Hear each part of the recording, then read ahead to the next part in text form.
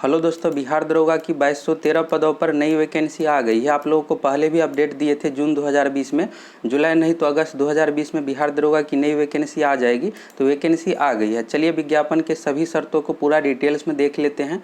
Height कितना होना चाहिए, क्वालिफिकेशन कब तक ग्रेजुएशन कंप्लीट होना चाहिए, सिलेक्शन किस प्रकार से होगा, आप लोगों को सभी जानकारी इस वीडियो में मिलेगा। अभी आप अगर ऑफिशियल वेबसाइट बीपीएसएससी पर जाकर चेक कीजिएगा तो अभी ऑफिशियल वेबसाइट पर विज्ञापन अपलोड नहीं किया गया। आज सुबह में 10 बजे ऑफिस खुलेगा तो 10 बजे तक ऑफिशियल वेबसाइट पर विज्ञापन अपलोड कर दिया जाएगा। तो आप 10 बजे के बाद जाकर चेक कर लीजिएगा। अभी जो यह विज्ञापन है न्यूज़पेपर में दिया हुआ है। तो चलिए पूरा डिटेल्स में देख लेते। फेक नहीं है, बिल्कुल सही ही है। यहाँ पर डेट देख लीजिए। फॉर्म भरने की जो तिथि है 16 अगस्त 2020 से शुरू है और 24 सितंबर 2020 तक है। तो लास्ट डेट से पहले आप फॉर्म फिलअप कर लीजिएगा। लास्ट समय में वेबसाइट सही तरीके से काम नहीं करता और आपको फॉर्म भरने में समस्या आ सकती है। अब यहाँ पर देख लीजिए, इस बार 2 पोस्ट शामिल है। एक है पुलिस अवर निरीक्षक दरोगा का और दूसरा है यहाँ पर सर्जेंट का पोस्ट है। तो लेवल 6 के अंतर्गत यह जॉब है। दरोगा का जो टोटल पोस्ट है 1998 है। इसके बाद 215 पोस्ट है इसमें सर्जेंट का। अब चलिए यहाँ पर देख लीजिए, आगे दिया हुआ है पुलिस अवर निरीक्षक सब इंस्पेक्टर की नियुक्ति एवं चयन के लिए विहित प्रक्रिया निम्नांकित है। तो सबसे पहले जो है इसमें लिखित प्रतियोगिता परीक्षा होगा। लिखित परीक्षा आपको पास करना पड़ेगा। इसके बाद आपका फिजिकल होगा। फिजिकल के बाद इसमें मेडिकल भी होता है और मेरिट लिस्ट जो बनता है लिखित परीक्षा में मार्क्स के अनुसार। लिखित परीक्षा में 2 चरण है, प्रारंभिक परीक्षा और मुख्य परीक्षा है। प्रारंभिक परीक्षा में जो है टोटल 100 क्वेश्चन पूछा जाएगा। प्रत्येक क्वेश्चन रहेगा 2 मार्क्स का, यानी 200 अंकों की परीक्षा होगी। इसके लिए जो आपको समय दिया जाएगा 2 घंटा का समय दिया जाएगा, यानी 120 मिनट का समय मिलेगा। क्वेश्चन जो पूछा जाएगा यहाँ पर दिया हुआ है, समान ज्ञान एवं समसामयिक मुद्दे से संबंधित प्रश्न पूछे जाएंगे, यानी जीके एवं करेंट अफेयर से क्वेश्चन पूछा जाएगा। तो करेंट अफेयर्स आपको अच्छे तरीके से पढ़ना है। करेंट अफेयर से कम 20 क्वेश्चन एग्जाम में पूछा जाता है। मैथ सिलेबस में नहीं दिया गया, लेकिन 2019 में 5 क्वेश्चन मैथ से पूछ दिया गया था। सिंपल ही क्वेश्चन था। तो यह हो गया प्रारंभिक परीक्षा का। तो पीटी एग्जाम आप दीजिएगा, ऑब्जेक्टिव टाइप का ओएमआर शीट पर एग्जाम लिया जाएगा। 2 घंटे का समय मिलेगा, 100 क्वेश्चन रहेगा, जिसमें आपको कम से कम 30% मार्क्स लाना जरूरी है। पिछली बार जो जनरल कैटेगरी का कट ऑफ गया था 100 में से 66 क्वेश्चन पर सिलेक्शन हुआ था। तो इस अनुसार आपको तैयारी करना है, जिससे आपका 70+ क्वेश्चन सही हो जाए। अगर आप जनरल कैटेगरी से आते हैं 70+ क्वेश्चन सही कर लेते हैं तो निश्चित रूप से रिजल्ट आ जाएगा। तो टारगेट आपको अधिक रखकर तैयारी करना है। प्रारंभिक परीक्षा में वैकेंसी का 20 गुना, जैसे 2213 वैकेंसी है तो इसका 20 गुना यानी 44,000 के अप्रोक्स इसमें रिजल्ट दिया जाएगा प्रारंभिक परीक्षा में। इसके बाद जो है मेंस एग्जाम लिया जाता है। तो मेंस एग्जाम में 2 पेपर होता है। पहला पेपर होता है समान हिंदी का और दूसरा पेपर होता है समान अध्ययन, जिसमें मैथ, रीजनिंग, जीके, साइंस से क्वेश्चन पूछा जाता है। तो पहला जो पेपर होता है समान हिंदी का, इसमें टोटल 100 क्वेश्चन पूछा जाएगा, 200 अंकों का, और इसका मार्क्स जो है मेरिट लिस्ट में नहीं जुड़ा जाता है। हिंदी सिर्फ क्वालिफाई है, यानी 100 में से 30 क्वेश्चन आपका सही होना चाहिए। अगर 30 क्वेश्चन सही नहीं होता है तो वहीं पर आपको डिस्क्वालीफाई कर दिया जाएगा। और दूसरा पेपर जो होता है यहाँ पर दिया हुआ है समान अध्ययन का होगा, जो समान विज्ञान, नागरिक शास्त्र, भारतीय इतिहास, भारतीय भूगोल, गणित एवं मानसिक क्षमता जाँच यानी रीजनिंग से संबंधित होगा। मैथ रीजनिंग से मिलाकर 20 क्वेश्चन रहता है, यानी करेंट के जगह पर यहाँ पर मेन्स में मैथ रीजनिंग आ जाएगा। बाकी साइंस का क्वेश्चन 20 रहेगा और बाकी जीके सेक्शन हो गया। जीके में फिजिक्स, केमिस्ट्री, बायोलॉजी हो गया साइंस में, और जीके में हो गया यहाँ पर हिस्ट्री, पॉलिटी, ज्योग्राफी, इकोनॉमिक्स, इस तरह से। और बिहार से संबंधित भी क्वेश्चन पूछा जाता है। तो मेंस एग्जाम में जो है 100 क्वेश्चन हिंदी का पूछा जाएगा। हिंदी में सिर्फ आपको 100 में से 30 क्वेश्चन सही करना है, सिर्फ क्वालिफाई है। दूसरा पेपर जो रहेगा समान अध्ययन का, जिसमें से 100 क्वेश्चन पूछा जाएगा। समय आपको 2 घंटे का दिया जाएगा। निगेटिव मार्किंग भी एग्जाम में है, 0.2 मार्क्स। यहाँ पर देख लीजिए, दोनों चरणों की परीक्षा में यानी पीटी मेंस में नेगेटिव मार्किंग किया जाएगा तो 0.2 अंक काटा जाएगा। इसका मतलब हुआ कि अगर आप 10 क्वेश्चन गलत करते हैं तो आपका एक सही क्वेश्चन कट होगा, तो यानी 1/10 नेगेटिव मार्किंग है। तो एग्जाम में आप कोशिश कीजिएगा अधिक से अधिक क्वेश्चन अटेम्प्ट करने का, क्योंकि नेगेटिव मार्किंग बहुत कम है। अगर 10 क्वेश्चन आप अटेम्प्ट कीजिएगा उसमें 2 क्वेश्चन 3 क्वेश्चन तो आपका निश्चित रूप से सही हो ही जाएगा। तो एग्जाम में आपको टारगेट रखना है अधिक से अधिक क्वेश्चन अटेम्प्ट करने का। तो सबसे पहले हो गया प्रारंभिक परीक्षा, इसके बाद मेन्स एग्जाम हो गया। मेन्स एग्जाम में मैथ रीजनिंग भी रहेगा। और पीटी के लिए आपको क्या करना है, सबसे अधिक करेंट अफेयर्स पे ध्यान देना है, क्योंकि करेंट अफेयर्स से 20+ क्वेश्चन पूछा जाता है। तो सबसे अधिक स्कोरिंग सब्जेक्ट है पीटी में करेंट अफेयर्स। बाकी मेंस में जो है आपको मैथ रीजनिंग भी पढ़ना है, जीके, साइंस सभी सब्जेक्ट पढ़ना है। 100 क्वेश्चन हो गया मेंस में भी और पीटी में भी हो गया। समय सभी के लिए जो है 2 घंटे दिया जाएगा। नेगेटिव मार्किंग समझ लीजिए यहाँ पर।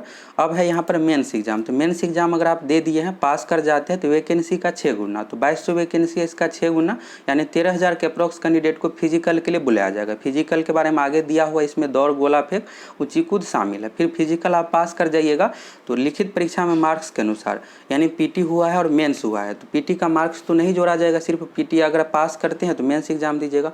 तो मेंस एग्जाम में जो है समान अध्ययन का जो पेपर है 100 क्वेश्चन पूछा जाएगा। इसमें आपका जितना अच्छा स्कोर रहेगा उस अनुसार आपका मेरिट लिस्ट तैयार किया जाएगा। अब चलिए यहाँ पर दिया हुआ है मेधा सूची में तय होने पर दिशा निर्देश। अगर 2 विद्यार्थी का अगर मार्क्स समान हो जाता है तो उस कंडीशन में डेट ऑफ बर्थ देखा जाता है। अगर डेट ऑफ बर्थ भी समान हो गया तो नाम का स्पेलिंग देखा हो जाता है। इस तरह से मेधा सूची अगर 2 विद्यार्थी का यहाँ पर तय हो जाता है उस कंडीशन में चेक किया जाता है। अब चलिए यहाँ पर दिया हुआ है न्यूनतम का कंडीशन। तो मेंस एग्जाम में अंतिम मेधा सूची के लिए न्यूनतम जो है यहाँ पर जनरल कैटेगरी के है 40%, यानी 100 में से जो है 40 क्वेश्चन सही होना ही चाहिए, चाहे वैकेंसी खाली रह जाए, लेकिन 100 में से अगर 40 क्वेश्चन सही नहीं है तो आपका सिलेक्शन नहीं होगा। इसके बाद सभी कैटेगरी का देख लीजिए। अनुसूचित जाति, अनुसूचित जनजाति, महिला वर्ग के अभ्यर्थियों के लिए 32% है। अत्यंत पिछड़ा वर्ग ईबीसी के अभ्यर्थियों के लिए है यहाँ पर 36.5%। सामान्य वर्ग के अभ्यर्थियों के लिए है न्यूनतम 40%। यह 40 हो गया, क्या 40 क्वेश्चन पर रिजल्ट हो जाएगा? तो नहीं। अगर आप मेंस एग्जाम क्वालिफाई करना चाहते हैं तो 75 से 80 क्वेश्चन 100 में से सही होना चाहिए, तभी आपका सिलेक्शन हो पाएगा। अब चलिए यहाँ पर क्वालिफिकेशन देख लीजिए। तो क्वालिफिकेशन जो 1 अगस्त 2020 से काउंट किया गया है। तो इस बार 2020 में जो स्नातक पास किया, ग्रेजुएशन पास किया, वह भी फॉर्म को भर सकते हैं। अब यहाँ पर डाउट रहता है कि विषय, तो परसेंटेज मार्क्स और विषय का जरूरी नहीं है। यहाँ पर स्नातक आप किसी भी विषय से, आर्ट, साइंस, कॉमर्स, अगर आप बीटेक भी किए हैं तो फॉर्म को भर सकते हैं। 1 अगस्त 2020 तक कंप्लीट होना चाहिए, यानी आपका रिजल्ट 1 अगस्त 2020 तक आ जाना चाहिए। अगर आपका रिजल्ट 1 अगस्त 2020 तक आ गया तो आप फॉर्म भर दीजिए, लेकिन एज का कंडीशन है, अगर एज भी पूरा है तो फॉर्म को भर सकते हैं। एज जो काउंट किया गया है 1 जनवरी 2020 तक, तो 1 जनवरी 2020 तक न्यूनतम जो उम्र होना चाहिए 20 वर्ष, और अधिकतम उम्र का सभी कैटेगरी वाइज यहाँ पर अलग अलग दिया हुआ है। तो यहाँ पर आपको क्लियर हो गया, क्वालिफिकेशन जो होना चाहिए 1 अगस्त 2020 तक ग्रेजुएशन होना चाहिए। अब है यहाँ पर देख लीजिए कैटेगरी वाइज उम्र का देख लीजिए। तो 1 जनवरी 2020 से काउंट किया जाएगा। अनारक्षित सामान्य कोटि के पुरुषों के लिए जो है न्यूनतम 20 वर्ष है, सभी कैटेगरी में न्यूनतम जो है 20 वर्ष है। 1 जनवरी तक 20 वर्ष हो गया, फॉर्म भर दीजिए। अधिकतम का है जनरल कैटेगरी में 37 वर्ष। इसके बाद है पिछड़ा वर्ग, अत्यंत पिछड़ा वर्ग के पुरुषों के लिए न्यूनतम उम्र है 20 और अधिकतम है 40 वर्ष। इसके बाद है जनरल कैटेगरी में अनारक्षित हो गया जनरल, पिछड़ा वर्ग, अत्यंत पिछड़ा वर्ग की महिलाओं के लिए जो न्यूनतम उम्र है 20 वर्ष और अधिकतम उम्र है 40 वर्ष। यहाँ से क्लियर हो गया। जनरल कैटेगरी पुरुष के लिए 37 है, पिछड़ा वर्ग, अत्यंत पिछड़ा वर्ग बीसी के लिए है 40 वर्ष, और महिला के लिए यहाँ पर general category, BC category, EBC category के लिए है यहाँ पर 40 वर्ष। इसके बाद है अनुसूचित जाति, अनुसूचित जनजाति, SC ST के लिए पुरुष एवं महिला दोनों के लिए है 42 वर्ष, और आर्थिक रूप से कमजोर के लिए यहाँ पर उम्र में कोई भी छूट नहीं है, तो वही आयु होगी जो जनरल कैटेगरी का है। तो अगर आप EWS से आते हैं तो पुरुष के लिए है 37 वर्ष और महिला के लिए हो गया 40 वर्ष। और आरक्षण का लाभ जिस अनुसार मिलता है इसमें भी आरक्षण का लाभ उसी अनुसार दिया जाएगा।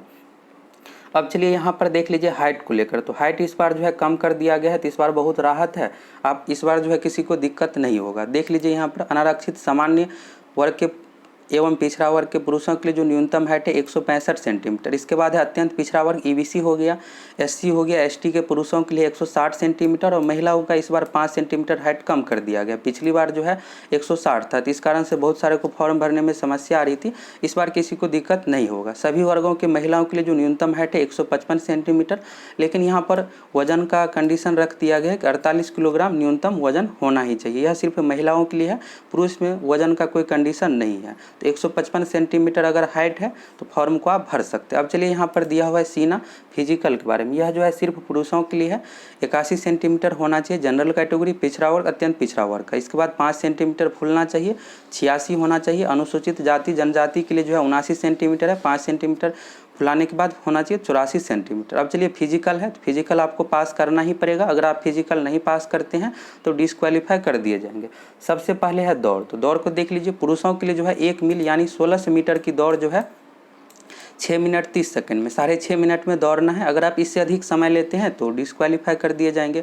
महिलाओं के लिए जो है 1 किलोमीटर यानी 1000 मीटर की दौड़ जो है 6 मिनट में पूरा करना है। अब चलिए ऊंची कूद देख लीजिए। हाई जंप जो है पुरुषों के लिए 4 फीट है, महिलाओं के लिए है 3 फीट, यानी 3 फीट आपको महिलाओं के लिए कम से कम आपको ऊंची कूद यानी ऊंची कूदना ही है। लंबी कूद लॉन्ग जंप है 12 फीट पुरुषों के लिए, महिलाओं के लिए है 9 फीट। अब है गोला फेंक, तो 16 पाउंड का गोला कितना फेंकना है, 16 फीट फेंकना है। महिलाओं के लिए है 12 पाउंड का गोला 10 फीट फेंकना है। अब चलिए यहाँ पर सीट का डिटेल्स देख लीजिए। पुलिस अवर निरीक्षक के पद पर यानी दरोगा के सब इंस्पेक्टर का पोस्ट का यहाँ पर दिया हुआ है, कैटेगरी वाइज कितना सीट है। महिलाओं का 35% आरक्षण है तो 683 सीट है और टोटल मिलाकर है 1998 कैटेगरी वाइज। यहाँ पर देख लीजिए आप अपने कैटेगरी का, आप जिस भी कैटेगरी से आते हैं। अब चलिए यहाँ पर दिया हुआ है, आगे देख लेते हैं। सर्जेंट पोस्ट के लिए यहाँ पर डिटेल्स दिया हुआ है, सर्जेंट पोस्ट के फिजिकल के बारे में। ऊंची कूद है 4 फीट 6 इंच है पुरुष के लिए और महिला के लिए 3 फीट। लंबी कूद है 15 फीट, इसमें बढ़ा दिया गया, दरोगा से फिजिकल इसका थोड़ा सा टफ है। तो लंबी कूद हो गया 15 फीट, महिलाओं के लिए है 9 फीट। गोला फेंक है 16 पाउंड का गोला 20 फीट फेंकना है और 12 पाउंड का गोला महिलाओं के लिए 10 फीट फेंकना है। यहाँ पर सीट का डिटेल्स देख लीजिए। सर्जेंट पोस्ट का 215 टोटल पोस्ट है, जिसमें से 76 पोस्ट महिलाओं के लिए आरक्षित है। आरक्षण के बारे में यहाँ पर दिया हुआ है। अब यहाँ से जो शुरू होता है ऑनलाइन आवेदन पत्र, फॉर्म किस तरह से आपको भरना है। तो यह पेपर का विज्ञापन है, तो पेपर में पूरा डिटेल्स में नहीं दिया हुआ रहता है। तो ऑफिशियल वेबसाइट पर जब 10 बजे अपलोड की जाएगी तो उसको डाउनलोड करके आप जरूर पढ़ लीजिएगा, उसमें पूरा डिटेल्स में दिया हुआ रहता है। पेपर वाले में जो मूल जानकारी है वही दी जाती है। तो 16 अगस्त से आप फॉर्म भर सकते हैं, 24 सितंबर इसका लास्ट डेट है। BPSSC को ऑफिशियल वेबसाइट से आपको फॉर्म भरना है। फॉर्म का जो फीस है यहाँ पर देख लीजिए। अगर आप SC ST कैटेगरी से आते हैं तो पुरुष महिला के लिए 400 है। बाकी सभी कैटेगरी जैसे हो गया general, EWS, BC EBC category के लिए पुरुष एवं महिला दोनों के लिए जो फीस है 700 रुपये का आपको पेमेंट करना पड़ेगा। फॉर्म भरते समय बिल्कुल सावधानी से फॉर्म फिलअप कीजिएगा। हम आप लोगों को कैसे फॉर्म भरना है उसका भी वीडियो प्रोवाइड करवाएंगे। फॉर्म भरते समय किसी भी प्रकार का आपको मिस्टेक नहीं करना, नहीं तो डॉक्यूमेंट वेरिफिकेशन में आपको समस्या आ सकती है। आप अपना नाम सही से फिलअप कीजिएगा, father's name, date of birth हो गया, यह सभी मूल जानकारी जो है आपको सही से फिलअप करना है। यहाँ पर दिया हुआ है एक से अधिक आवेदन फॉर्म आपको नहीं भरना, एक ही फॉर्म भरना है। और यहाँ पर दिया हुआ है जो अभ्यर्थी फर्जी नाम एवं पते के आधार पर आवेदन पत्र भरेंगे उनके विरुद्ध कठोर कानूनी कार्रवाई की जाएगी। तो कठोर कानूनी कार्रवाई की जाएगी। आपको फर्जी नाम पते के आधार पर फॉर्म नहीं भरना है, सही नाम एवं पता देना है और एक से अधिक आवेदन फॉर्म भी नहीं भरना है, नहीं तो रिजेक्ट कर दिया जाएगा। अब यहाँ पर देख लीजिए शैक्षणिक योग्यता जो काउंट किया जाएगा 1 अगस्त 2020 से, और उम्र जो काउंट किया जा रहा है 1 जनवरी 2020 तक। तो फॉर्म भरने के लिए जो पात्रता है 1 अगस्त 2020 तक अगर ग्रेजुएशन कंप्लीट है किसी भी विषय से, साइंस, आर्ट, कॉमर्स हो गया और कोई भी विषय आप रखे हैं तो स्नातक के समकक्ष डिग्री होना चाहिए। यह हो गया 1 अगस्त 2020 तक कंप्लीट होना चाहिए। और 1 जनवरी 2020 तक अगर न्यूनतम उम्र 20 वर्ष है तो फॉर्म को आप भर सकते। 2 कंडीशन होना चाहिए। परसेंटेज मार्क्स की कोई ज़रूरत नहीं है। बाकी यहाँ पर देख लीजिए आप किस तरह से सिलेक्शन होगा इसके बारे में आप लोगों को बता ही दिया। और एक वीडियो आएगा डिटेल सिलेबस का, तैयारी कैसे करना उसको भी आप देख लीजिएगा। और आप लोग बिहार दरोगा की तैयारी एवं प्रैक्टिस सेट देने के लिए चैनल को सब्सक्राइब करके जुड़ जाइए। यहाँ पर एक और इम्पोर्टेंट है फ़ोटो के बारे में। तो फ़ोटो जो होना चाहिए हाल ही का होना चाहिए, रंगीन फ़ोटो। और सिग्नेचर जो आपको अपलोड करना है व्हाइट पेपर पर ब्लैक इंक से आपको सिग्नेचर करना है, हिंदी अंग्रेजी दोनों में आपको सिग्नेचर अपलोड करना है। फॉर्म भरते समय किसी भी प्रकार का मिस्टेक नहीं कीजिएगा।